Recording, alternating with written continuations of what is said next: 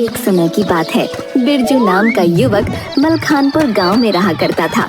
वो एक बहुत ही नामचीन घर का था। वो स्वभाव से एकदम बिन पेंदी का लोटा था, पर गांव में अब तक ये बात नहीं पता चली थी, क्योंकि उसके घर वालों ने ये बात अपना नाम बचाने के लिए छुपा कर रखी थी। पर अब बिरजू बड़ा हो गया था और घर से बाहर पढ़ने स्कूल जाने लगा था। आज स्कूल खत्म होने के बाद वो अपने दोस्त के साथ एक बेंच पर बैठा था।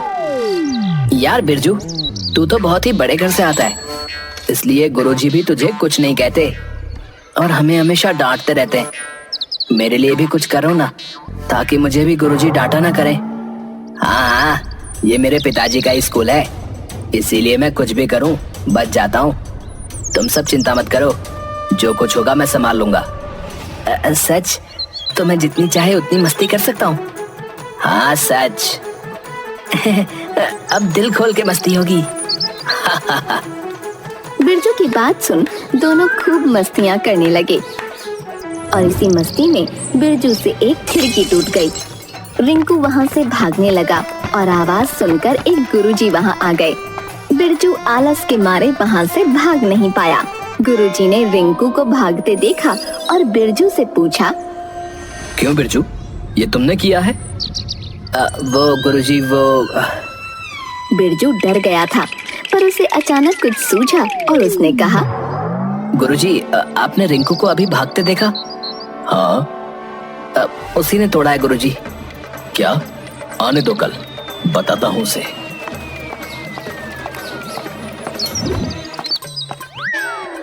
बिरजू ने रिंकू से अभी वादा किया था कि वो उसे बचाएगा। उसने वादा तोड़ने में एक पल न लगाया और वहाँ से भाग निकला। सच में बिन पैंदे का लोटा था बिरजू।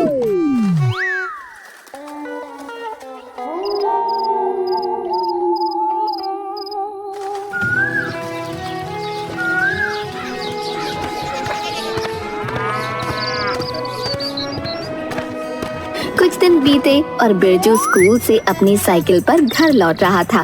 तभी उसे रिंकू दिखा। उसने अपनी साइकिल रोकी और उससे कहा, अरे रिंकू, इतने दिनों से दिखे नहीं, कहाँ थे? अरे वो जो कांच टूटा था ना, उसी कारण नहीं आया। गुरुजी ने घर पे बता दिया और कुछ दिन के लिए आने से मना कर दिया। अच्छा, बड़े दुख की बात है, पर तुम्हारा नाम लिया किसने? पता नहीं। अच्छा आओ, आम के पेड़ के पास खेलते हैं। हाँ चलो। दोनों आम के पेड़ की ओर चल पड़ते हैं। वहाँ पहुंचकर देखते हैं कि एक पेड़ के नीचे गुरुजी विश्राम कर रहे हैं। रिंकू, इन्होंने तुम्हें आने से मना कर दिया था ना? हाँ, आओ बदला लेते हैं, सारा जिम्मा मेरा। पर हम करने क्या चाह रहे हैं? बताता हूँ, पहले इन्हें हिलाकर देखो, ये गहरी नींद नहीं है ना?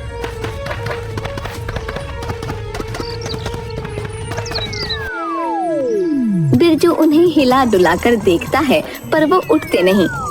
अब आएगा मजा। बिरजू अपने बस्ते से एक कलम निकालता है और उनकी आंखों पे गोल आकार बना देता है और कलम रिंकू को दे देता है। लो, अब तुम्हारी बारी। पर कुछ हुआ तो मैं देख लूंगा, चिंता मत करो। रिंकू गुरुजी की मूंछें बनाने लगता है। तभी गुरुजी उठते हैं और देखते हैं कि रिंकू के हाथ में कलम है। मूर्ख बच्चे, ये क्या कर रहा है? सजा से जी नहीं भरा जो अब मुझ पर कलम चलाता है? रुक, अभी बताता हूँ। हाँ गुरुजी, मैंने तो इसे मना भी किया था। पर बिरजू, माफ कर दीजिए गुरुजी, बिरजू भी शामिल था। चल तेरे माता पिता के पास। तभी गुरुजी रिंकू का कान पकड़कर उसे वहाँ से ले जाते हैं और बिरजू फिर किसी और दूसरे को फंसाकर खुद बच जाता है। पल भर नहीं हुआ और जिम्मेदारी लेने की बात करके कोई जिम्मेदारी नहीं ली बिरजू ने। सच्ची वो बिन पैंदे का लोटा है।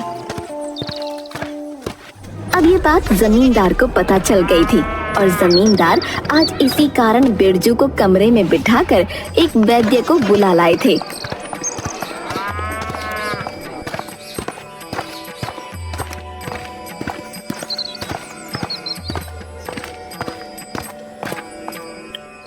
वैद्य जी, इसकी बुद्धि का कुछ कर सकते हैं? कोई मंत्र या कुछ, पर आखिर इसे हुआ क्या है?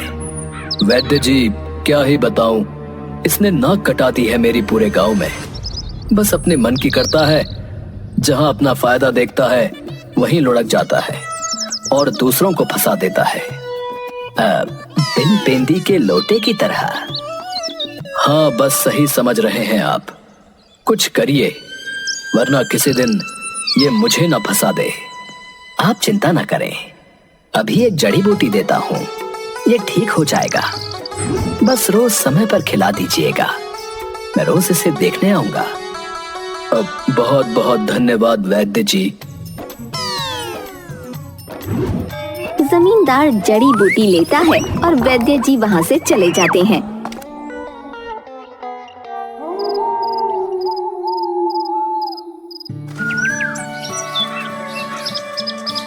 कुछ दिन हो चुके थे और बिरजू के स्वभाव में बदलाव आने लगा था। जमींदार खुश था कि अब कोई शिकायत नहीं आ रही थी।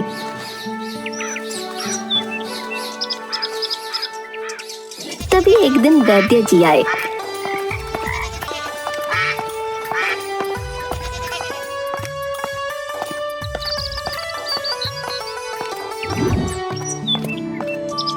अरे बेटा बिरजू, सब ठीक तो है ना?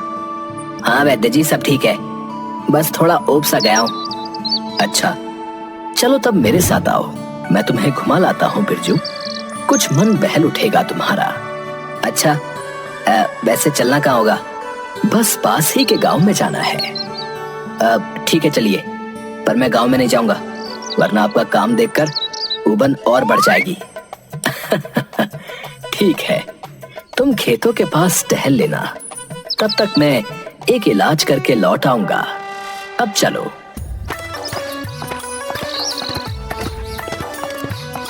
दोनों गांव की तरफ बढ़ते हैं।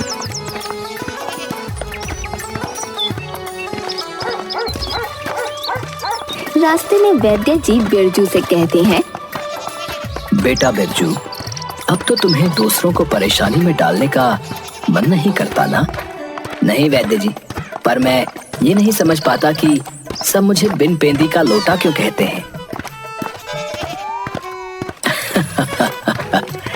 जो इंसान मौका देख अपने स्वार्थ से कहीं भी लुढ़क जाए, उसे बिन पेंदी का लोटा कहा जाता है।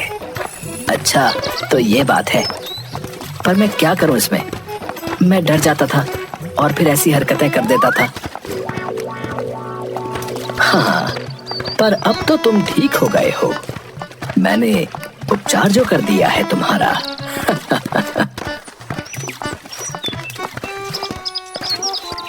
दोनों खेत के मोड़ पर पहुंचते हैं। बस तुम यही मोड़ पर खेलो, मैं कुछ देर में आता हूँ बेटा। अब जैसा आप कहें। ये कहकर वैद्य वहां से चले जाते हैं और बिरजू सूखे धान से भरे खेतों को देखता है। तभी उसे वहां एक माचिस पड़ी मिलती है। अरे ये माचिस, लाओ इससे कुछ जलाया जाए। तभी बिरजू पास पड़े एक कागज को जलाता है और उसे जलते देखता है। कुछ देर माचिस से खेलकर बिरजू खेतों में खेलने लगता है। खेत को देखकर बिरजू कुछ सोचता है। एक माचिस की तीली और बची है, एक धान के डंठल जलाकर देखता हूँ कि बस एक तीली से जलती है या नहीं। बिरजू धान की डंठल जलाता है और खुश हो जाता है कि वो जल गई। तभी अचानक हवा चलती है और आग फैलने लगती है। अरे भागो भाई, कहीं कुछ गड़बड़ ना हो जाए। बिरजू मोड़ पर माचिस फेंककर काफी दूर भाग निकलता है और दूर से देखता है कि आग फैलने लगी है। आग देखकर वैद्य जी दौड़ते हुए आए और माचिस लेकर खड़े हो गए। देखते ही देखते गांव के कुछ लोग और जमा हो गए और वैद्य जी से सवाल जवाब करने लगे। तभी बिरजू भी पीछे से वहां चला आया। अरे क्या बात है काका? अरे बेटा, इस खेत में आग लग गई और ये वैद्य जी यहाँ अकेले खड़े हैं माचिस लेकर। अरे मैंने कहा ना कि ये माचिस यहीं पड़ी थी और मैंने तो इसे बस जांचने के लिए उठाया। ये आग किसी और ने लगाई है। बिरजू तुम ही बताओ इन्हें, कि मैं तुम्हारे साथ आया था। मैं क्या बताऊं वैद्य जी, मैं तो बस अभी अभी घर से आ रहा हूँ और देखा कि यहाँ भीड़ लगी है। अरे बच्चे का नाम लेते हो, वो तो अभी अभी आया है, चलो हमारे साथ तुम। नहीं नहीं, मुझे छोड़ दो, मुझे छोड़ दो। बिरजू, तुझ पे कोई दवाई काम नहीं कर सकती।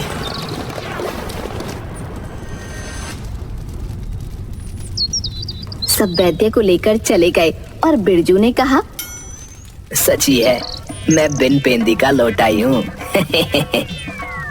बिरजू हंसते हंसते अपनी जीभ बाहर निकालता है और बिन पेंदी के लोटे की तरह फिर कहीं आगे लुढ़कने की तैयारी करता है।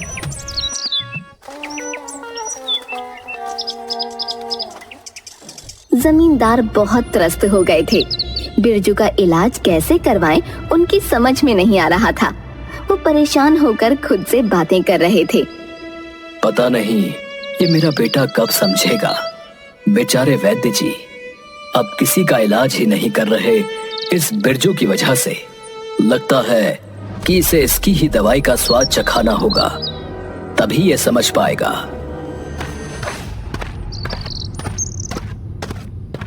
आज जमींदार बिरजू को लाने गए थे साइकिल पर। बिरजू स्कूल से बाहर आया और अपने पिता के साथ बैठकर निकल पड़ा।